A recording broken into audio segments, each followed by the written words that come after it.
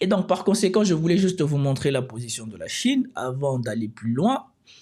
Parce que ce truc-là là, du nucléaire, comme j'ai dit, il y a des langues qui commencent à se délier. Regardez ce qui est dit ici.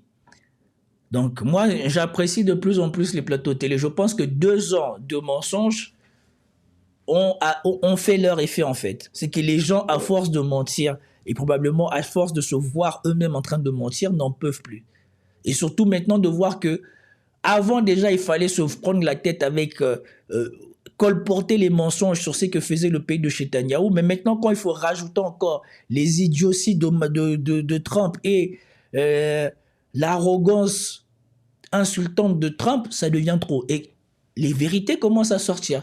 Vous voyez bien que ça commence à prendre des positions qui vont des fois à l'encontre contre le lobby le plus puissant en France, le lobby de Netanyahou. Regardez. Par les grandes puissances nucléaires. Le nucléaire, il a quand même une vertu, c'est que quand vous avez le nucléaire, vous êtes considéré comme une puissance, et puis on vous tire plus dessus. C'est bête, hein. Mais la Corée du Nord, d'un seul coup, un petit État failli avec 4 milliards de dollars consacrés à la défense, et ils ont le nucléaire, et on leur parle doucement, on négocie avec eux, et on se méfie, on les agresse pas. Alors que l'Iran, on les agresse. Aujourd'hui, ils ont compris. Voilà. Souvenez-vous bien de quand on a attendu Jean-Marc Barrot. La guerre Russie-Ukraine, c'est une guerre d'agression, mais eux-mêmes, là, les officiels français et la plupart des médias français, la guerre coalition contre l'Iran, personne ou rarement on parle de guerre d'agression. Mais vous avez attendu ici, il a désigné, il n'a pas fait semblant. On ne les agresse pas. Et l'Iran, elle, on fait quoi? On l'agresse. Donc ce n'est pas une guerre que l'Iran a voulu. C'est les autres qui sont venus l'agresser sur des motifs fallacieux parce qu'elle n'a même pas cette bombe. Que si on veut être considéré comme une puissance, et si on veut être respecté, si on veut parler d'égal à égal, il n'y a que le nucléaire. Oui, mais et si vous n'êtes pas le nucléaire, vous êtes une quantité négligeable. Les Mollahs, ce n'est pas eux qui ont fait une guerre contre un régime qui était soutenu par la France et les États-Unis. Regardez la tête des vendus de Netanyahou, les infiltrés de France, comme je les appelle. Regardez la tête qu'ils font. C'est ce régime qui s'appelle l'Irak, qui a agressé en 1980 l'Iran, et l'ONU, dirigée par les grandes puissances nucléaires, n'ont même pas voulu constater l'agression. Même pas constater. Je ne parle pas de condamner. Voilà. Voilà. Franchement, les langues se délient et ça fait plaisir. Ouais, M. Giraud, ce qu'il rappelle ici, M. Renaud Giraud. C'est pour ça que je dis, si vous voulez attendre la vérité, ce n'est pas la peine d'essayer d'attendre, d'écouter les jeunes journalistes et tout ça là. Tous ceux qui sont encore à la recherche de carrière ou de business, eux, vous n'avez rien à espérer d'eux. Il faut aller voir du côté des gens qui sont à l'aube de leur carrière, et leur carrière sont faits, leurs réputations sont établies, la France c'est leur pays et qui peuvent parler librement. Est-ce que vous avez vu beaucoup de personnes rappeler ça? Qu'en 1980, que c'est cette communauté internationale qui a appuyé l'Irak pour qu'elle aille attaquer une fois de plus, agresser l'Iran. Et ça durera 8 ans. Et on vous dit que l'ONU, le fameux ONU qui ouvre tout le temps sa bouche, voyez pourquoi je dis que partout où elle parle, la paix n'arrive jamais. Ils ont refusé de reconnaître. Alors qu'on a le Bahreïn qui est parti pleurer là-bas, alors que eux-mêmes, ils abritaient des intérêts américains qui servaient à attaquer l'Iran, qui est parti pleurer que non, hein, l'Iran nous agresse, on n'a rien fait, et tout ça et tout. Mais ici, on vous dit que tous ces gens-là, ils ont regardé à droite. Quand l'Irak, soutenu par cette communauté internationale, est parti agresser l'Iran.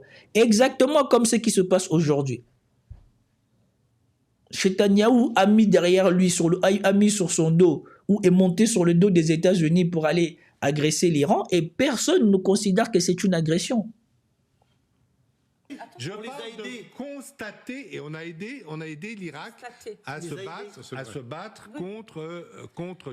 Et regardez-moi ce vendu de lui là. On a constaté, on a aidé, hein, on a aidé nous aussi. Il rappelle bien, on a aidé, et heureusement que ce tour-ci, Macron ne les a pas suivis.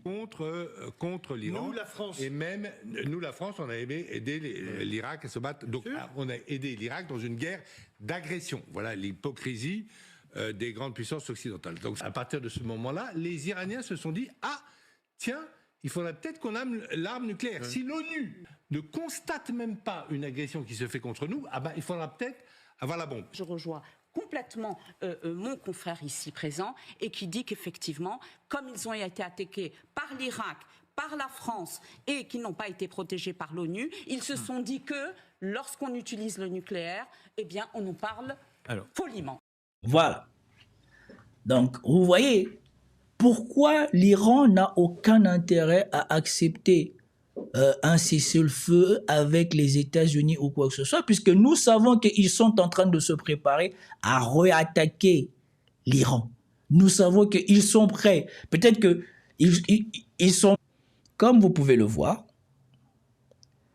ces gens-là, ils feront tout pour mentir sur l'Iran.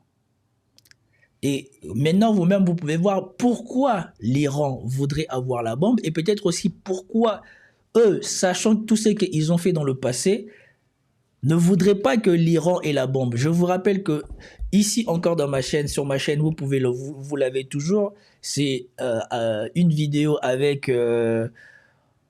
en miniature, Rubio qui disait quoi? Nous ne pouvons pas les laisser atteindre un niveau d'armement où nous ne pourrons plus rien leur dire. Il ne faut pas qu'ils aient atteint la dissuasion. Et Rubio, ce qui lui faisait peur, ce n'était même pas que l'Iran ait la bombe atomique, c'est que l'Iran ait tellement de missiles balistiques que ça devienne un problème de pouvoir s'attaquer à eux. Donc leur problème, c'est ça. C'est que l'Iran accède à un niveau d'armement où ils ne peuvent plus lui imposer quoi que ce soit. Après, tout ça, on sait que c'était des maquillages, puisque même Rubio lui-même, il n'était pas d'accord pour se retrouver dans cette situation. Toujours est-il que voilà, maintenant, ils ont la tête dedans, ils ne peuvent rien y faire, et vous voyez comment ça commence à mentir. Et je vous ai dit que les langues commencent à se délier, comme vous avez vu. Les Chinois, eux, parlent concrètement. Même sur les plateaux de LCI, maintenant, on parle concrètement. Plus personne ne croit que quoi que ce soit, que l'Iran est perdant. Mais, dans tout ça, malgré le fait que l'Iran disait qu'il n'allait pas prolonger le cessez-le-feu, l'Iran n'avait pas, ou n'a toujours pas déclaré officiellement qu'il rejette le cessez-le-feu. On sait qu'ils ont pris une position en disant que ça ne va pas se prolonger. Donc, si l'Iran ne se déclare pas, normalement, la prolongation de Trump est unilatérale. Ça n'engage pas l'Iran. Comme la dernière fois en Ukraine. Ça n'engage pas l'Iran que Trump, lui, il déclare qu'il veut prolonger son cessez-le-feu indéfinitivement comme il a déclaré. Ça n'engage pas l'Iran. D'où les scènes que nous avons vues, mais il y a encore une incertitude parce que nous avons vu ces scènes-là qui sont maintenant mis à la verticale. Donc c'est vraiment un message envoyé aux... Oui, tout à fait. Vous avez vu la taille de ces missiles, hein, et en plus le missile qui va être mis à la verticale. Donc c'est vraiment un message envoyé aux Américains pour dire, regardez, nous avons toujours ces capacités. Et quand on examine attentivement l'engin avec son tracteur qui permet de le mettre en œuvre, on voit que c'est du matériel sérieux. Hein, c'est pas du bricolage, c'est pas de la maquette. Donc oui, signal envoyé pour dire nous sommes prêts à répliquer. Et la question qui se pose, de combien d'engins similaires les Iraniens... Voilà, donc les Iraniens sont en train de montrer à Trump que maintenant c'est lui qui a intérêt à capituler, enfin en tout cas pas à capituler mais à négocier avec eux. Moi, c'est que je voulais conclure cet épisode sur l'Iran parce que je n'aime pas trop attendre des nouvelles de l'Iran de la part des commentateurs occidentaux. Je préfère attendre Shavoy Ghazi qui nous donne la position officielle de l'Iran, je pense, ce matin. Trump, l'Iran n'a pas réagi officiellement à l'annonce du cessez-le-feu, de la prolongation du cessez-le-feu par Donald Trump, mais deux responsables iraniens anonymes cités par les médias officiels ont affirmé que l'Iran n'avait pas demandé une prolongation du cessez-le-feu, mais que tant que le blocus des ports iraniens de la navigation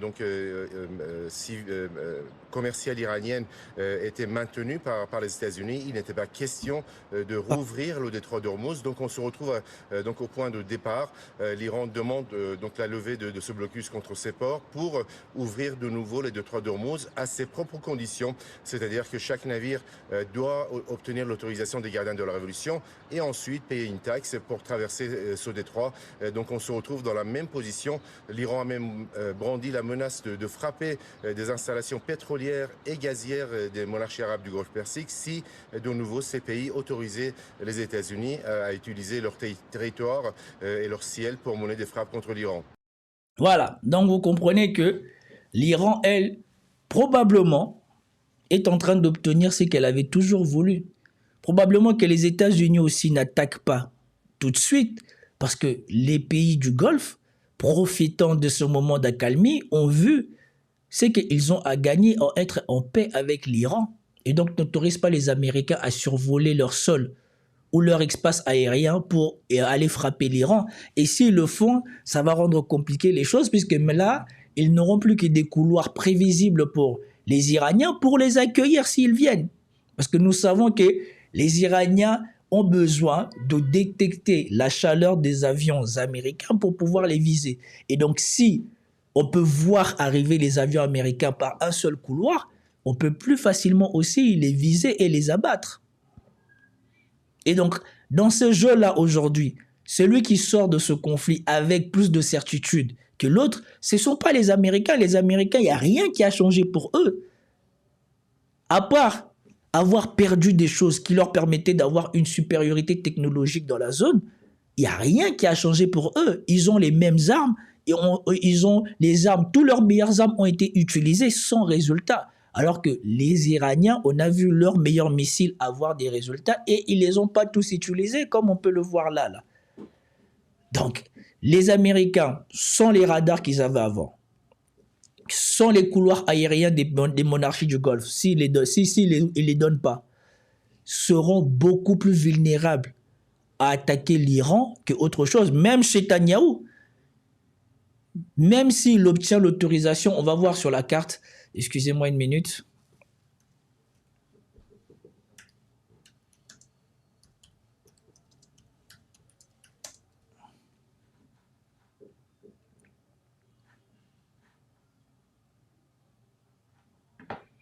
Bon.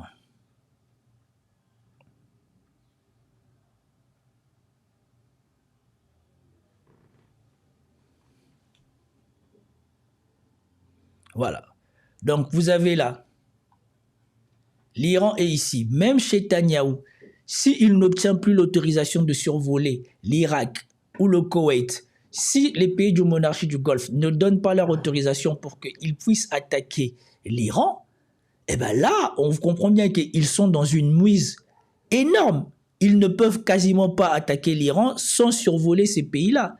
Ils ne peuvent pas prendre la menace de survoler le territoire irakien sans avoir l'autorisation. Nous avons vu que les ravitailleurs américains sont tombés où? Ils ne sont pas tombés en Irak. Donc, ils sont en train de parler, mais concrètement, on peut considérer, on a le droit de considérer que la résurgence des attaques américaines sur l'Iran est en défaveur des États-Unis. Parce que si les pays du Golfe là, qui sont en train de profiter de cette accalmie et qui voient comment c'est la vie sans les Américains, sans Netanyahou qui se mêle de leurs problèmes et qu'ils peuvent vivre leur vie tranquillement, bah, ils n'ont plus qu'à demander aux États-Unis de se barrer et que le détroit d'Ormuz se rouvre pour que même ils aient une meilleure vie. Donc si eux, ils n'autorisent pas Netanyahou et l'Amérique à survoler leur espace, ça veut dire que les avions de Netanyahou vont devoir passer par où déjà eux, ils n'auront plus accès parce qu'en survolant la Syrie, c'est pas assez. En survolant la Syrie, c'est pas assez pour aller éteindre l'Iran. Il faut nécessairement passer soit en Irak, soit en Turquie. Et vu les tensions avec la Turquie, ils ne vont pas aller survoler la Turquie. Probablement qu'ils survoleront peut-être en cachette l'Iran ou ils obtiendront l'autorisation de l'Iran, on ne sait pas. Parce que de toute manière, l'Iran est un peu en amitié avec les Américains. Parce que les Américains sont toujours en train de reconstruire une partie de l'Irak. Mais là, ça veut dire qu'ils vont devoir partir d'ici. Et s'ils viennent d'ici, là aussi, on les voit arriver. Parce que le Pakistan peut-être est leur allié et en même temps allié de l'Iran. Donc si le Pakistan lui aussi ne donne pas l'autorisation qu'on survole, il n'aura plus qu'un endroit par où passer. Ça sera ici, là, par le golfe de Oman. Et on les verra venir. Et du coup, ça leur rendra plus vulnérables. Et on sait que la hantise des États-Unis, c'est qu'on leur prenne encore des pilotes. Donc, ouais, ils ont beau parler. Oui, les Américains, mais concrètement, les faits ne sont pas à leur faveur. Et on l'a vu et on le sent. Mais ici, eux tous, ils vont essayer de vous faire comprendre que c'est l'Iran qui a intérêt à plier le genou devant les Américains pour que les Américains obtiennent, je sais pas, fonds, je sais pas quoi. Non. Ce n'est plus du tout ça. Mais pendant ce temps-là, vous avez en